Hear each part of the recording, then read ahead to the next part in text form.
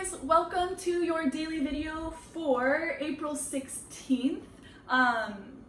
We're gonna kind of continue on from yesterday, so if you haven't watched yesterday's video, the solving level 1s, you should definitely go back and do those first. We're gonna jump into the solving level 2s today. The level 2s are a little bit more tricky, a little bit more challenging, a little bit more lengthy. So I would definitely recommend that you watch this entire video. Even if you have to pause it a couple of times, I think you're better off like pausing it and watching the entire thing, watching both. If you try to just go do these on your own, you probably are gonna get stuck. So try to watch the whole thing through, even if you pause it a few times throughout. Yeah, watch the video.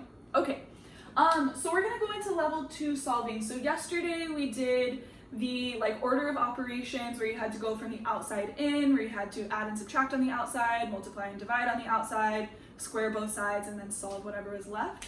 We're gonna be doing the same thing, but if you notice, it's a little bit extra. We have some extra stuff in here. So this is your order of operations for the level 2 problems. So I'm gonna talk through this really quickly, and then I'm gonna do 2 examples for you, and then we'll be done for today. Okay, so your level 2 problems, and I'll show you what this looks like, but the difference between the level 1s and the level 2s are that the level 2s are gonna have 2 variables. So the problems that you did previously, the level 1s, there was only one x, right? There was an x in the radicand and you just had to get that x by itself. On these problems, you're gonna see 2 different variables. So you're gonna see x in the radicand and x outside the radicand, okay? And this is also going to give us 2 answers. So level 2, 2 x's, 2 answers. Okay. So we're going to still start by isolating the radical. So we're going to add or subtract if there's anything to do that on the outside, and then we're going to multiply or divide if there's anything happening on the outside. This stays the same. Then we're still going to eliminate the radical, and we do that by squaring both sides. However, this is where you have to be really careful. So this one is a little bit new. This right here. You have to square the entire side. And I'll show you what I'm talking about, but you have to square the whole thing, not just the parts. And this is going to require you to FOIL, okay? So on step 2, you must FOIL. If you're not FOILing, you're not doing that correctly. So FOILing is where we do the first, outside, inside, last, where we distribute those terms through to the other parentheses. Okay. And then our solving looks a little bit different here too. So I always told you from day 1 that the multiply to C, add to B thing is gonna come back to haunt you over and over and over again. Here it is, another time in unit 4, okay? You are going to have to factor. You're gonna have to do that multiply to C, add to B thing. So this is also a little bit different right here. So when you go to solve, you're gonna have to move everything to one side. You're gonna have to factor, multiply to C, add to B, and then you're gonna have to switch those signs to get your final answer on that, okay? So I would write this down, I would just make sure you have this, and then look at the differences between the level 1 order of operations was this one that we did yesterday. So you can see this one's a little bit more straightforward, a little bit more basic. The level 2s are just a little bit extra, okay? But same idea. So we're going to do 2 examples today. I'm going to walk you through pretty slow just so you can see the whole thing. Pause me throughout this video if you need to, rewind, go back. If you want to pause it and try to figure it out on your own, and then watch the video for the answers, you can do that too. Okay. But here's your first example. We're going to go the square root of negative 12x minus 11 equals x minus 2. So we know this is a level 2 problem because right away you can see we have an x in the radicand here. We also have an x outside the radicand. So the level 2 I told you is going to have 2 variables. Here's one and here's another. So you see x in 2 different places on these. Okay. So the first thing we want to do still is isolate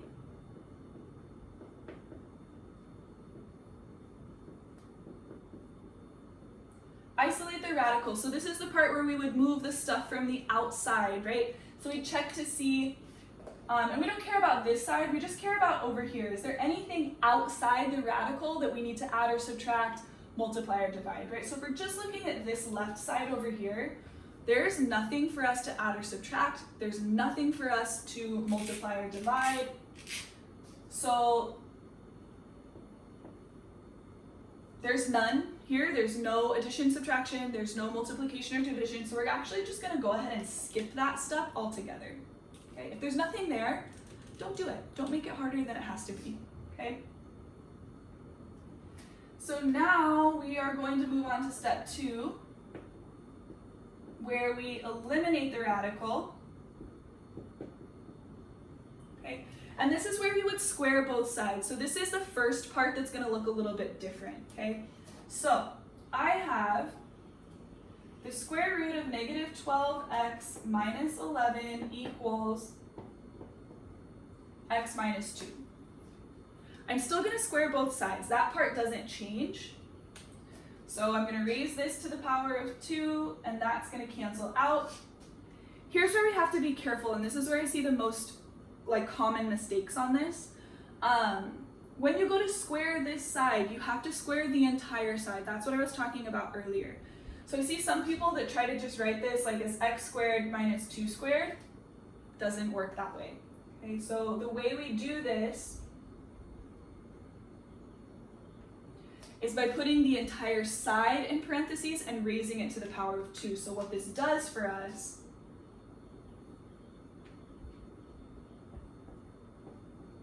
we have x minus 2 squared. That exponent of 2 tells us to write it 2 times.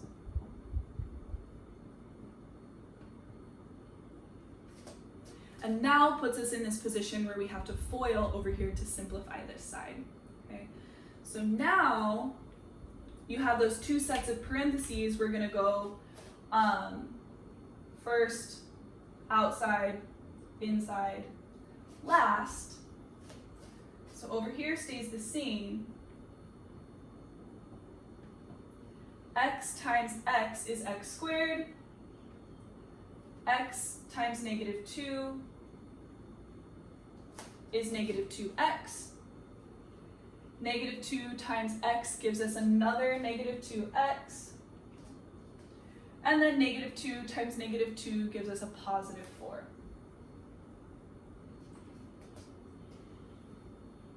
And then we can combine like terms right here, which would leave us with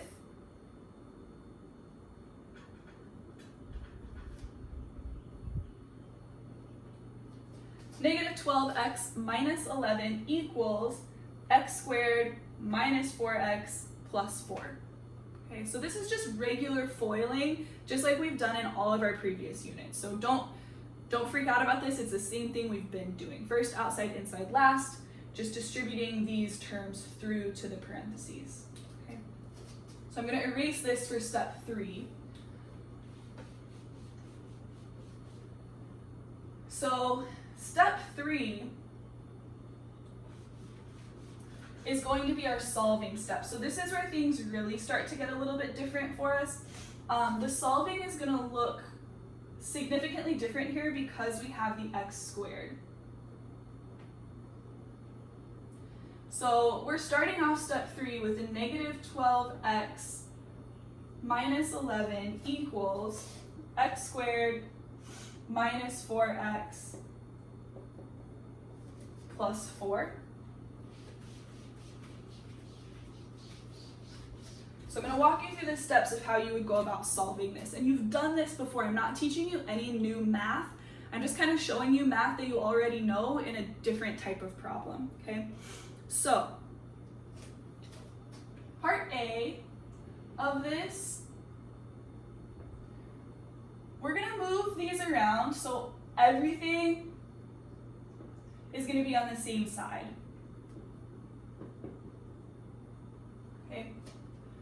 So, if you look over here, I have a negative 12x minus 11 on this side, and then I have an x squared minus 4x plus 4 on this side. I want everything to be together. Since I have 3 over here and 2 over here. I'm gonna move the 2, because it's easier to move 2 terms than it is to move 3 terms.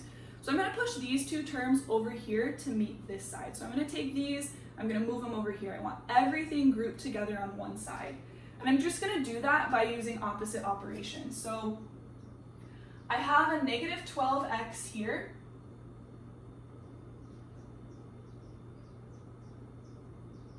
So I'm gonna use the opposite of that to cancel it out on this side. And I'm gonna do the same thing over here. So I want these to cancel out over here, so I need to use opposites, right? If I have a negative 12x, the opposite of that is positive. And if I add 12x to this side, I also have to add 12x to this side as well. And if you notice, I stacked it underneath the like term.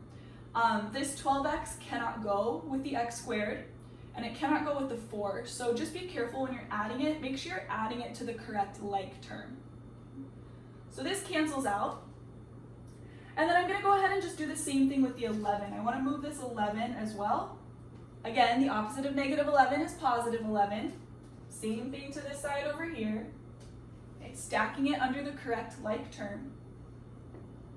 So now what I have is 0 equals x squared. Negative 4x plus 12x gives me positive 8x.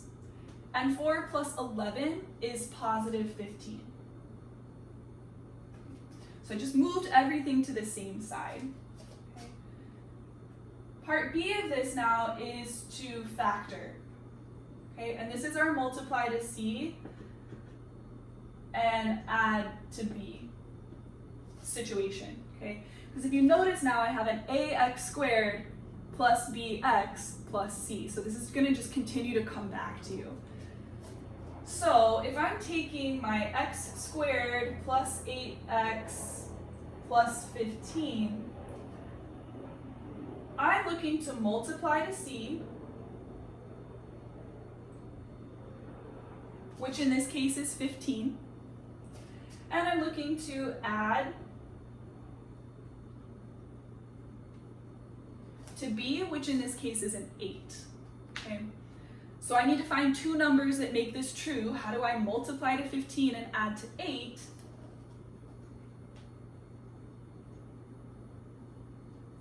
Five and 3 are the numbers that make this happen. 5 times 3 is 15, 5 plus 3 is 8.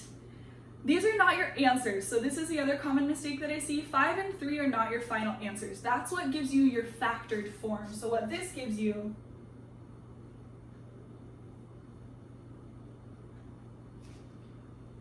is x plus 5 and x plus 3. And then if you remember, I gave you part C on here was to switch the signs. These numbers are in their houses, so when they come out, when I get my final answer, they have to change before they leave the house. So that gives me x equals negative 5 and x equals negative 3. So your final answers on this would not be the 5 and 3, it would actually be the negative 5 and the negative 3. So there's your first example. Okay. So like I said, these are a little bit longer, they're a little bit more in depth. That was super slow and super broken down, so the more you do this, the faster it will get, the easier it will become. Okay. So let's take a look at this one. I'm not going to write out the steps on this one just to save time. But we're going to go through that same process. Okay, so this one is the square root of 3x plus 7. Okay, and then I have a minus 3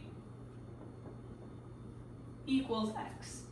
Okay, so I'm going to go through that same process. I'm going to work from the outside in. I'm going to FOIL, I'm going to factor, I'm going to do all of that stuff. So on this one, if you notice, I do have a number on the outside. I do have addition and subtraction. So step 1, I can't skip step 1. I actually need to move this 3 first. So I'm going to add 3 to both sides.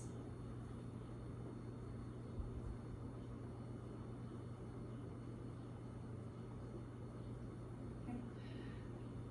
X and 3 are not like terms, so the best I can do here is just leave this as x plus 3. Don't make that 3x. Okay. now that I have my radical, my square root sign isolated, it's by itself, there's nothing on the outside.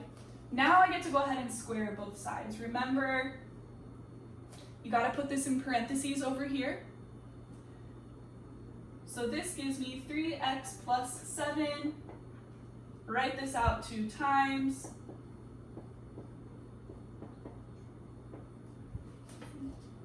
Now I'm gonna go ahead and FOIL over here. So this side stays the same. X times x is x squared. X times 3 is 3x. 3 times x is 3x. And 3 times 3 is 9, it's not 6. Be really careful of that. Multiply all the way through.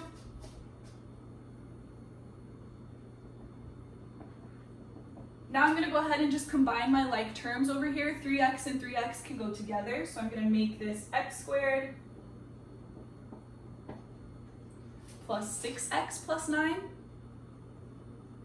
And now this puts me at a spot where I can go ahead and start on step 3, where I want to move everything over to one side and then factor from there. So I have a positive 3x. If I want to move it from this side, I need to use the opposite, which would be a negative 3x.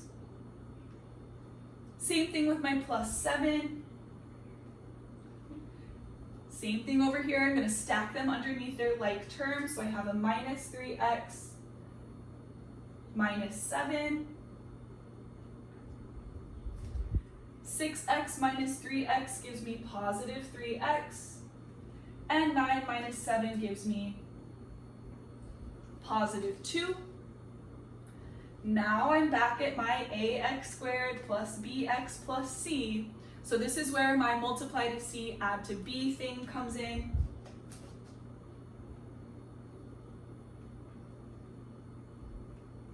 My c value in this situation is a 2.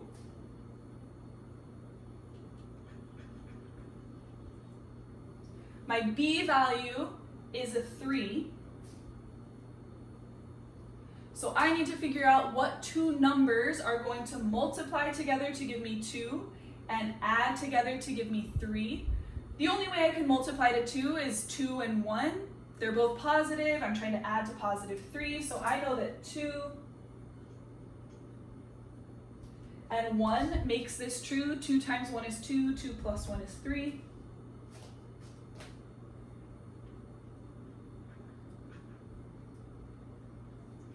So I write this out in factored form here, x plus 2, x plus 1.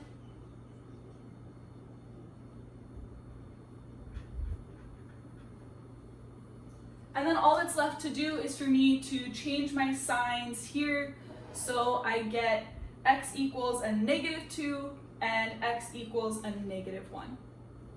Done. Okay. So here's a problem worked out start to finish. I know they're a little bit longer, but it's nothing new. You guys have done all of this before. You have used opposite operations, right? You know how to square both sides. You know how to FOIL. You know how to combine like terms. You know how to multiply to c and add to b. So just use everything that you already know. We're just kind of putting it all together here in a new type of problem, okay? You guys are off now to go try these on your own. Your daily assignment has, I want to say only 4 problems today, so it's not a lot. I just want you to try this by yourself. Please let me know if you get stuck. Don't just like sit at home and get frustrated and mad. Let me know if you need help, please. And then we'll have our Google Hangout office hours this Friday as well. So that's another good time to ask for help with these.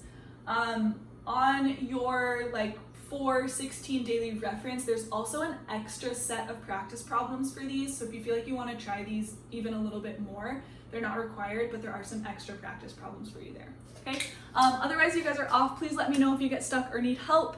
Thank you for watching, and I'll see you guys soon. Bye.